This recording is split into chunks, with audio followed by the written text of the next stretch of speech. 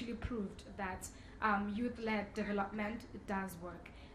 Because, like for instance, if we take Action 2015, um, everything that was said was about young people this, young people this, young people this. But how much attention have we given to the fact that we are saying that development should be brought to young people, but we're still using the same technique that was used ages ago? But now we are saying that that time has passed. Maybe with us, resource development, it long did pass. And now we're saying that if you, this panel and every other partner in this room can give a chance to see if it does work, it definitely does work. Great, thank you. And one more, sir, in the back. Yes, Henry Malumo from ActionAid. Thank you very much, Atin, I think, for the energy, and appreciate Restless Development's work on the continent. Mine is on, going back to Jabu's question of the generational gap. The African Union has had, I think they've initiated the ceremonial one where they have this exchange between the heads of state and young people. I think they intend to keep the practice at every summit. But you see, as we all know, that's almost like last minute and very difficult to have, a vibrant and robust engagement. I think there has to be this, there has to be the intergenerational gap. Otherwise, young people think they know their part better, and the old ones will say, well, we know what they need. So I'm just looking at that same version of, a lot of us, we say that our leaders, especially the heads of state, are so unreachable at country level. But how about decentralizing the concept of the intergenerational dialogue?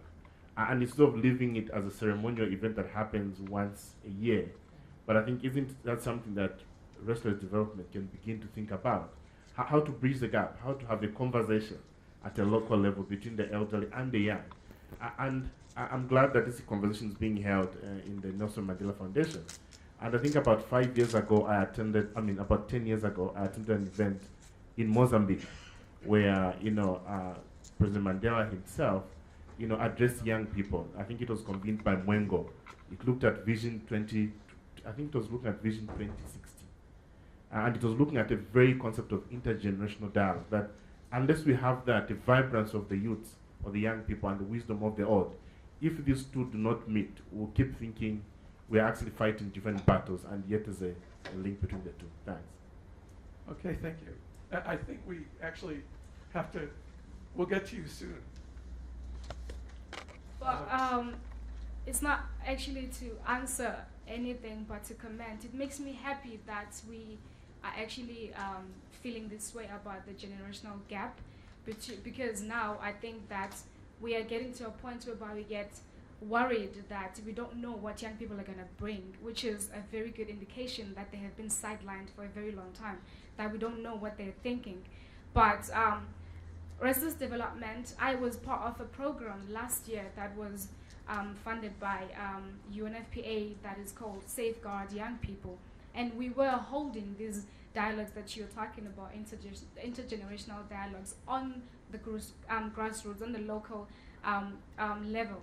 So we were saying that everyone from each part of society must come. Now let's discuss sexual health.